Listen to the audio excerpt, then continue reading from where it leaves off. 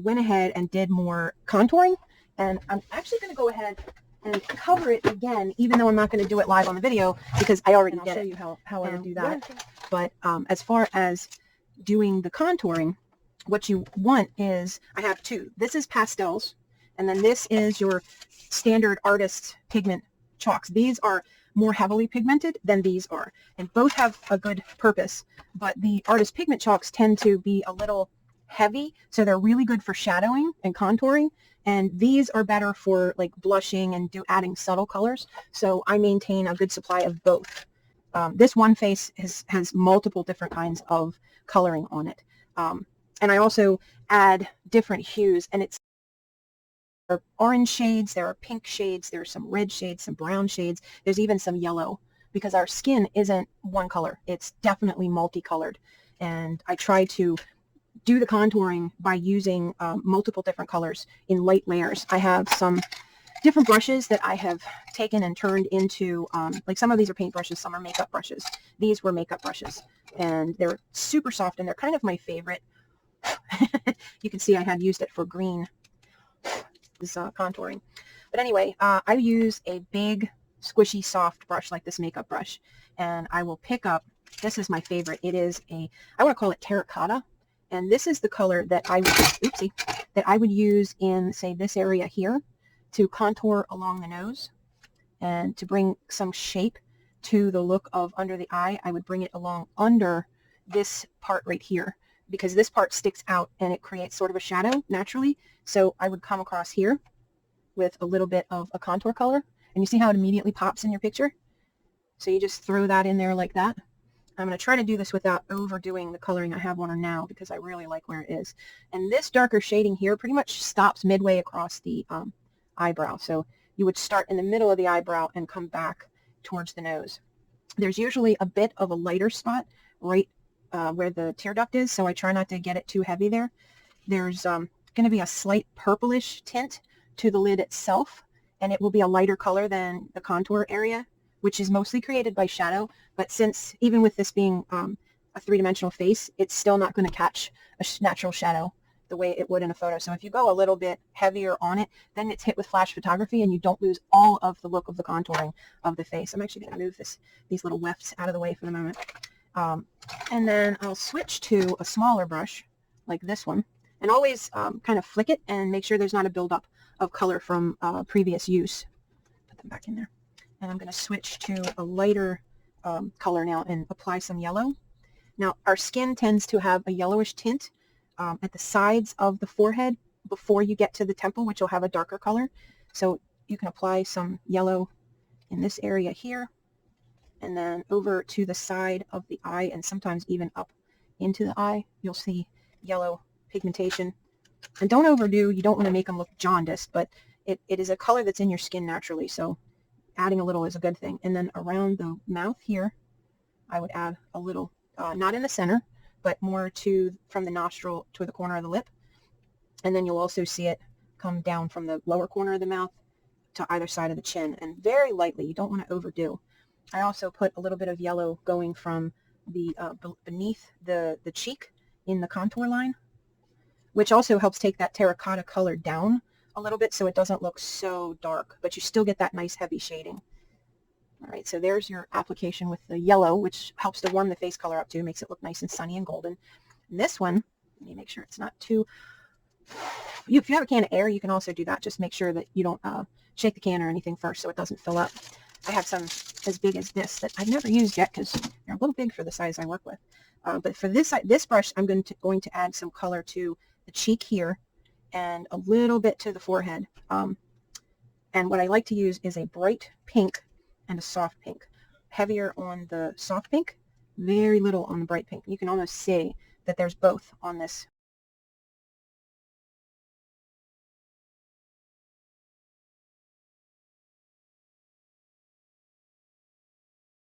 And you can't really tell how much is on it. And I'll also use another brush, which this is just a brush similar to this one, but what I did with it is I took and chopped the bristles short so that they're stronger. They're not going to bend over.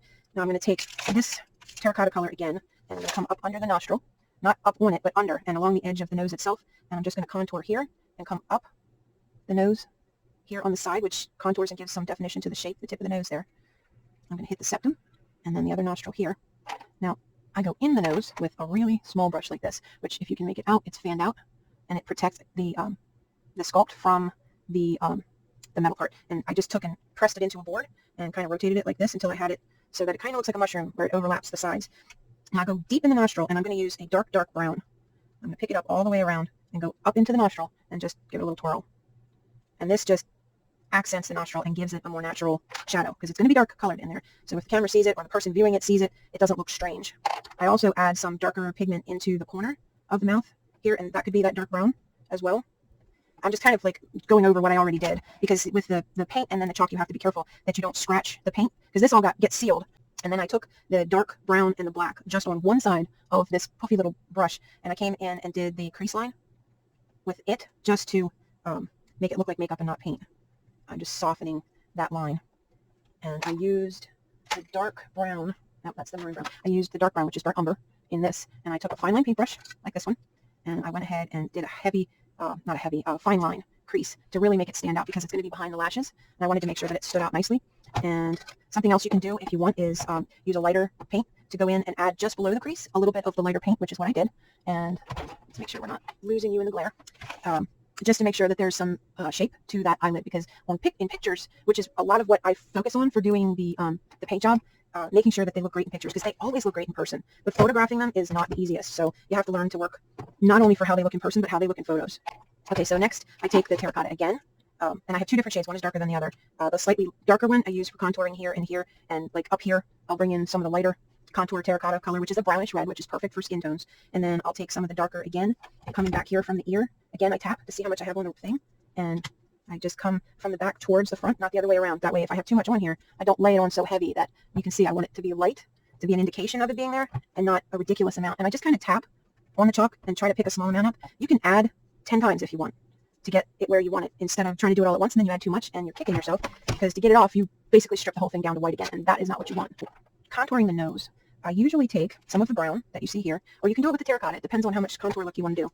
But with her nose, I wanted to slenderize the tip a little, so I came in with a little bit of brown to bring some brownness to the tip of the nose. And I may have actually gone a little heavy on it, but I came on this side of the nose, on this side of the nose, and it has like a curve to it on purpose, which artificially rounds the tip of the nose. And I did the same here under the nostril. I brought that up and brought this up, which minimizes that tip underneath. And I came back with a light colored paint when I tried to reduce what I did with those with those eyebrows. They were definitely running amok.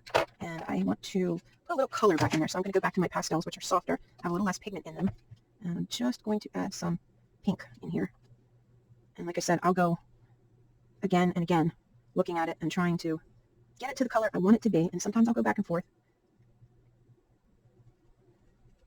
to get it where I think it'll look good. Okay, so I'll post a picture of a really good contour map that'll kind of help you see where you would want to add contours to the face to get a more natural human complexion. Now, if you remember, this started out stark white, so you can see there's a vast improvement in the coloring. Oh, that shows the coloring quite nicely. Yeah, it's definitely, this light is too bright, maybe. Maybe turn it off. Yeah, no, that's not really helpful. Okay, but so there's that bit, and then I'm going to go ahead with the Vallejo paint, and I'm going to take a little bit of this, the light flush, and I mean a little. It's not going to require a lot. A little bit of this goes a long way when all you're doing is adding, oops, too much, adding a touch of color, or putting a thin washed layer over top. Get that out of the way, crack this open, and grab my paintbrush.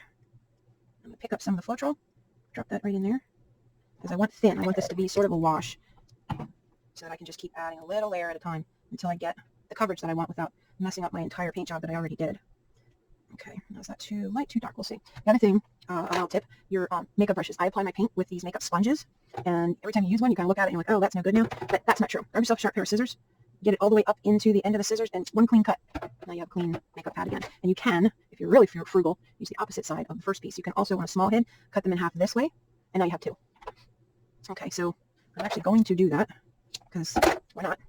And I'm going to pick up some of this paint, and then tap it on the paper next to it, and I'm going to come in here, and very carefully I'm going to blot in between the eyes here, and come up onto the forehead a little bit. And if it is getting too much, just dab with your finger, and dab away some of the material. Or the paint, I should say, the paint. I'm going to turn it and come back down the nose again. So I just want to blot out that brow, and it's being difficult, so I'm going to go ahead and do this. which I'm not a big fan of, putting a heavy line there, but I don't want to also damage the brow lines that I made. Okay, now this will just add the look of a little bit more light hitting the forehead, which it does. Light will hit the forehead, it'll hit the tip of the nose, and it'll hit the chin. So if you add a little bit of light colored paint, again, always blot it. A little bit of light colored paint, it looks natural to add that. And this has a lovely matte finish. Okay, yeah, that might be a little too light. I'm going to come and maybe add, what do I want? We'll go with a little teeny bit of basic. It's good to make a mistake so you can see how I would fix it, which might help you when it's your time to fix it. I'm just going to pull a little bit of this sunny orange into here because I don't want to get carried away. I'm going to add it to this with the paintbrush. Come back again. I'll lift this and hopefully you can still see what I'm doing. And this pouncing that I'm doing is going to help spread this color around the forehead so I can get rid of this blotchy look that I have right now. Then I have this solid patch of very light white. Bring in a little bit of this pink. And I'm going to put this on here just in one spot because I want to introduce some pink back into this area, but I want it blotchy, not solid color. As like I mentioned before, our skin is not one solid color unless we're wearing some pretty heavy duty makeup. Okay, well that is much better. Let's see. All right, camera. Can we see the coloring that gives you? I mean, you can see from my hand, there's shades of blue, there's greens, there's browns, there's, you know, a number of different tones, not just your flesh color.